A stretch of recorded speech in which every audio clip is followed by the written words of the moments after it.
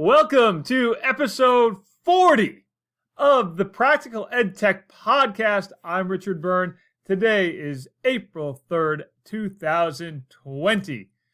I hope everyone has had a great week. Let's get right into this week's news and notes and neat things.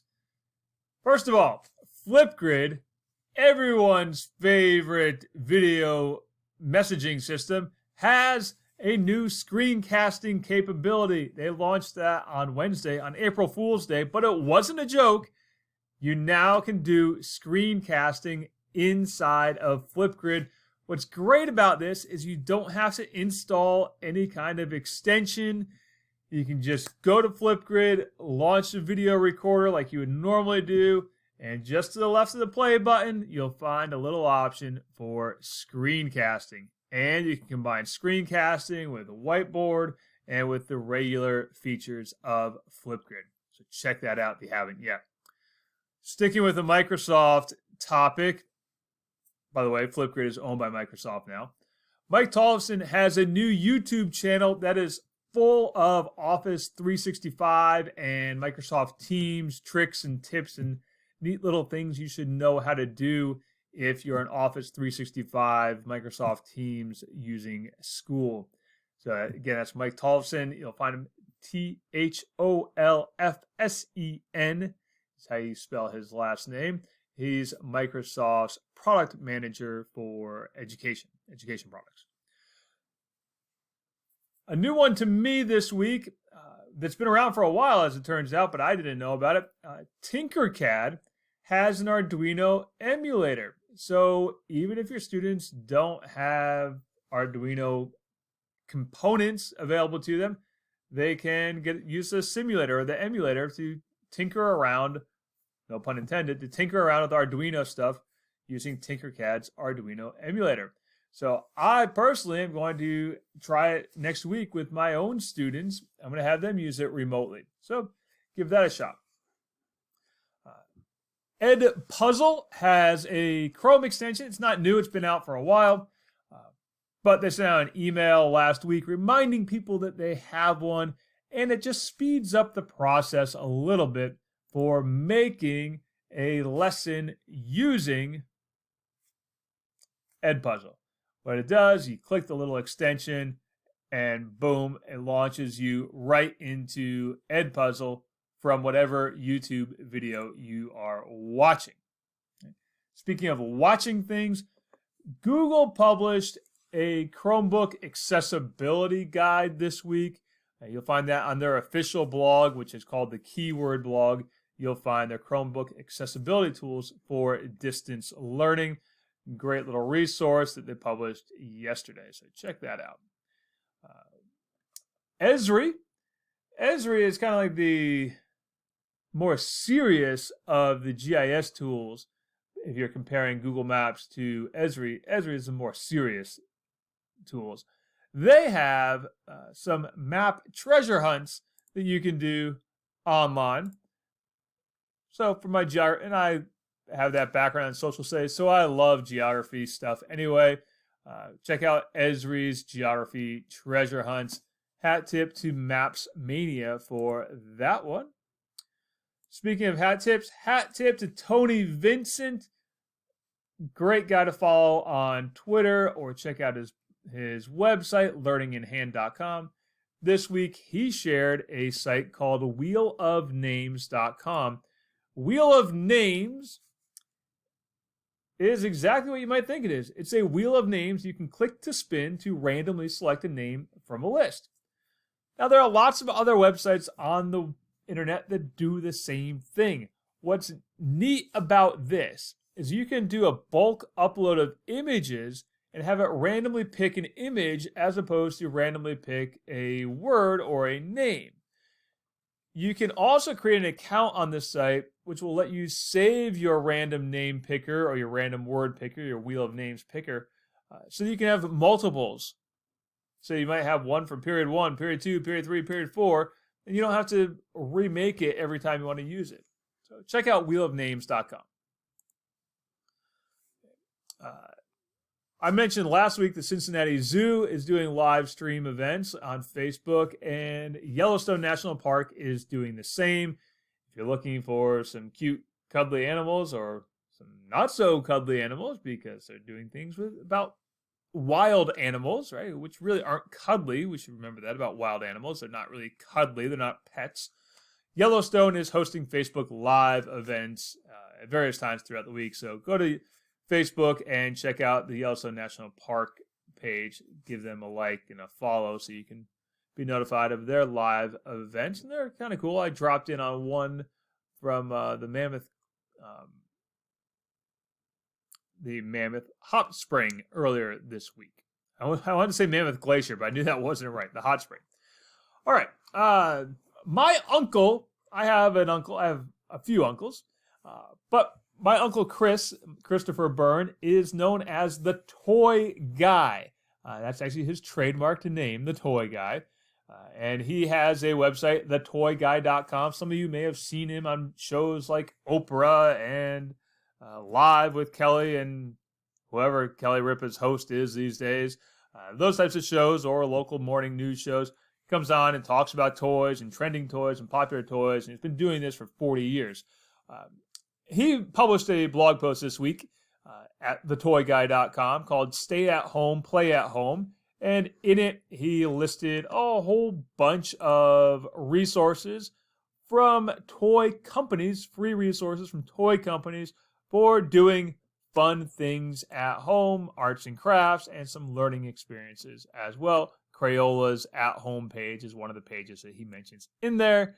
So check out thetoyguy.com and his offshoot of that, timetoplaymag.com as well.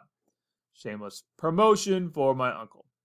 And speaking of shameless promotion and swag, a bunch of people have suggested to me that I put up a donation button on either my website or my YouTube channel. And I appreciate people suggesting that and wanting to do that, but that's just not in my nature to just take donations. So thank you for that, but that's not really my nature. But what I have done, because I feel like if you're going to give me money, you got to get something for it besides just, my wisdom, I guess. I don't know. I feel like, better than a donation is to do something like, buy yourself a coffee mug, or buy yourself or your friends a coffee mug, or buy a sweatshirt for yourself, or whatever. So I set up via YouTube a little swag store, if you want to call it that. Go to my YouTube channel, check out the store button. You can see right now I have one coffee mug up there, but I've designed a couple others and some other stuff that's going to be appearing over time. Drink coffee, teach better. That's the first one. So, all right. Enough of the shameless commerce division of my life. But thank you to everyone who's suggested various donation schemes. I appreciate it. I do appreciate it. All right, so some thoughts from my home office and my virtual classroom. Number one, just keep moving. Physically, but also mentally. Just keep moving. This has been a tough week. I was supposed to do the Dirty Kansas 200, which is a 200-mile single-day gravel bike race at the end of May, and it is looking increasingly unlikely that that's going to happen because of COVID-19 everywhere. So it's tough for me to get on my bike this week because of that, but I forced myself to do it, and every single time I did it, I felt better. So keep moving physically, get yourself outside, go for a walk, take your dog for a walk, play with your kids in your yard, whatever it is, keep moving. But also mentally keep moving. I think it's easy right now to just slide and, only, or not slide, but really just, only focus on school stuff, which of course we need to do because, it's a big transition, it's a stressful time for everyone. But don't forget to take some time for yourself to read a few pages of a book that you enjoy or that you've been meaning to read. Unplug for that little bit of time and get yourself mentally moving, mentally growing a little bit. I think instead of just dealing with all the little fires we're going to be putting out because we're now teaching kids online, which is a lot of putting out fires. The other thing I started doing you may see over here, I have, if you're watching the video of this, I have a little whiteboard in my office that I've been putting up a joke of the day or a little song lyric of the day. That one's from Fish. It's Cadillac rainbows and lots of spaghetti. And I love meatballs, so you better get ready. Anyway, I've been doing that just to try to, keep it light. This is something I was doing in my classroom already. Well, I got this little whiteboard, cost me $17 at Walmart years ago. Maybe it was less than that. I don't know. So it was $17 when I looked it up the other day at Walmart.com. I got it years ago. I've had it in my office. Yeah, put up a little saying. Keep it. Try to keep some continuity, and also keep it light as well. So that's that. A lot of my kids just want to hang out. Right. That's a very important part of school for a lot of kids. Just that social component. And I'll say this last little thing from my virtual classroom. My freshmen were really starting to hit their stride with some Arduino projects they were doing in my classroom. They were all designing different projects and doing different things. And they had pretty much unlimited access to all the parts you could possibly imagine. Well, our school was closed. We went home on a Friday thinking we were coming back on a Monday. Sunday night, we got the notice we weren't coming back. Well, I hadn't sent any parts home with kids, and it's really not practical to mail things like that home to kids for a lot of reasons. One, I don't know what parts they're all going to need for the various projects. Two, I don't know if I'll ever get them back, right? Because it's increasingly looking like we may not come back at all until the fall. So I may not ever see this stuff again. And also the kids, need some hands-on troubleshooting as well. So it really isn't practical to mail that stuff home. So what I've decided to do is I gave them a list of parts that were available in my office, my home office, because I have Arduino stuff in my home office. Give them a list of parts available and said, go out and look for a project or design your own project that Mr. Byrne then has to assemble using your directions. And I'm going to live stream that for the kids when I put the project together following their directions. So that's what I'm working on for next week with my students. And after that, we're going to move into that Tinkercad Arduino emulator that we're going to try. So that's that. Now let's conclude this episode with some Q&A from readers, teachers, and viewers, and listeners like you. Teachers like you. First up, from Jacob. Thank you for all the information on your website and newsletters. I'm a new subscriber, and I'm looking to see if you have any information on teaching basic technology classes online for elementary students. I'm fairly new to teaching, and this is my first school year teaching, and my school is very small. Any help would be appreciated. So, Jacob, and what I wrote back to Jacob is I'm not sure if he means technology as in like computer science or just more basic technology of like how to use various programs on your computer or on your iPad. If it's more along the lines of how to use basic programs on your computer or on your iPad or your phone, my recommendation would be to make some short screencast videos. You can use Screencast-O-Matic or Screencastify or any number of tools like those. Make some short videos, and I mean short, like 2 or 3 minutes. Then drop those into Edpuzzle and build in a couple of little questions along the way. And then kids can watch it and they can answer the questions along the way. So you can do that. If you're looking more for the computer science type of things, check out code.org. They have some nice self-paced things you can do with elementary school kids online. So those are my recommendations to get started anyway. Question from Judy, who wrote, "Hi, Richard. Your website is a lifesaver. I just love it. Thank you. I missed the webinar today, but I'm very interested in viewing the recording." So I sent her the recording. That was the webinar I did last week. Sent that out.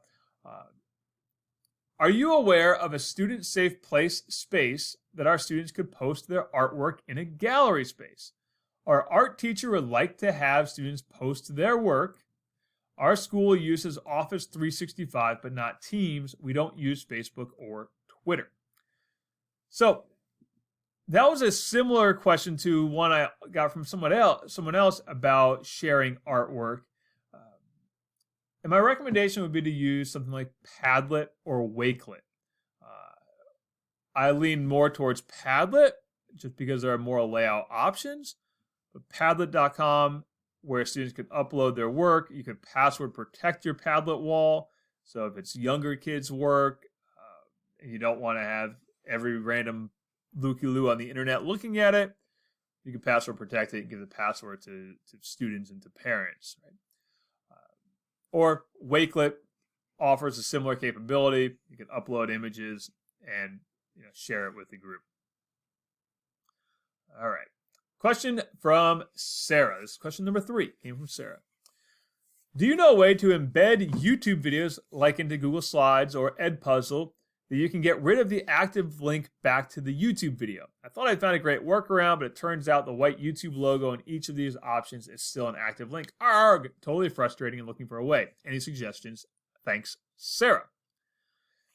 Sarah, unfortunately, the YouTube terms of service state that if you're going to use their videos in another service, like you're going to embed them into Edpuzzle or you're going to embed them into your blog or into any other website, anything outside of YouTube, you have to have that active link back to YouTube in it. Okay? So, no, there's not a good legal way to do that. That said, Google Slides and Edpuzzle, you could upload videos directly. Upload a video directly into Google Slides via Google Drive if it's your own video. Likewise, with Edpuzzle, you could upload your own video directly into Edpuzzle. I know it's not the same. You're probably looking for just using someone else's video that's already on YouTube. Unfortunately, that's not a possibility to remove that active link back to the YouTube video without violating YouTube's terms of service. On a similar note, that's why so many of those services so many services that are out there for downloading YouTube videos are often shut down very quickly because it violates YouTube's terms of service. Right. And the last question I'm going to cover here today. Now, I've also been covering a lot of questions with my friend Rushton Hurley on a webinar at 1 o'clock Eastern Time on Friday afternoons lately.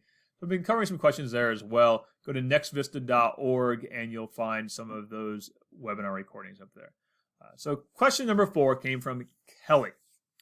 Thanks so much for writing your blog. Your tech tips have helped me manage in a one-to-one district for the past 6 years.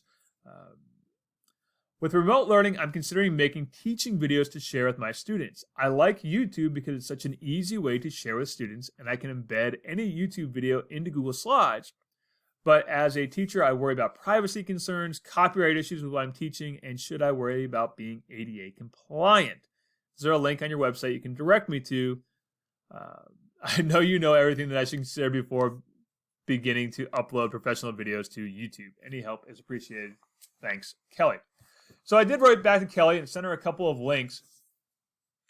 Number 1, when I'm uploading videos for my students from my classes, I do them all as unlisted videos. So if you go to my YouTube channel, you won't find my unlisted videos. The videos I make for kids, you won't see them there. I make them unlisted. I do unlisted instead of private because unlisted videos, I just have to post a link to it. Private video, I have to send out emails to every kid in order for them to watch the video. And then they have to make sure they're logged into the right Google account to watch it. And that's just kind of a pain. So I use the unlisted option. So that's that piece. Regarding ADA compliance, I am not an expert on ADA compliance. But, actually before I get to that, back to unlisted. I use the unlisted and I disable comments. So, yeah. On to the ADA compliance part. I'm not an expert on this. Beth Holland is a very good resource on this. Dr. Beth Holland. You'll find her on Twitter at BRHolland. She's a good person to talk to you about this. But that said, YouTube has an automatic subtitling function, and you can go in and modify that automatic subtitle, that automatic captioning, if it doesn't come out exactly right, particularly for someone like me who tends to speak fast when he gets excited. I sometimes need to edit those. The other thing you can do is you can create a transcript of a video using a tool like VidSnacks, which will spit out a written transcript of your video for you that you can then download and use in Google Docs or use in a Word document, wherever you want to use it. So those are the things that I recommended, and I have tutorials on how to do all of that on my YouTube channel. All right, so that concludes episode 40, and this time I actually counted correctly. This is the actual episode 40. That's the end of episode 40 of the Practical EdTech podcast. If you have any questions for me, feel free to send me an email, richard@burn.media, or hit me up on Twitter, Facebook, or anywhere else you might find me on the internet. Have a great weekend. See you next week. Bye-bye.